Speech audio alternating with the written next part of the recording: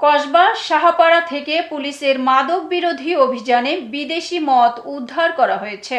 ব্রাহ্মণবাড়িয়া জেলা প্রতিনিধি এস.এম. নাসির উদ্দিন খানের রিপোর্টে বিস্তারিত। ব্রাহ্মণবাড়িয়ার কসবা থানা পুলিশের মাদক বিরোধী অভিযানে বিপুল পরিমাণ বিদেশি মদ উদ্ধার করা হয়েছে।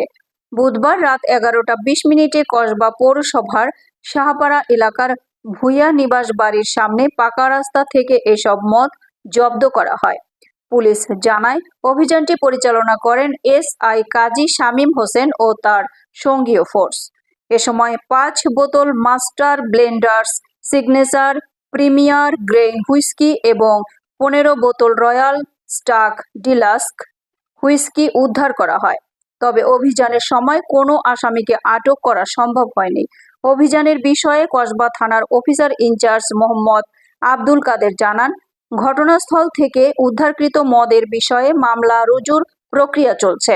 এদিকে ব্রাহ্মণবাড়িয়ার পুলিশ সুপার এহতে শামুল হকের নির্দেশনা, কসবা সার্কেলের সহকারী পুলিশ সুপার মোহাম্মদ আতিকুর রহমানের তদারকি এবং কসবা থানা পুলিশের সার্বিক তত্ত্বাবধানে এ অভিযান পরিচালিত হয়।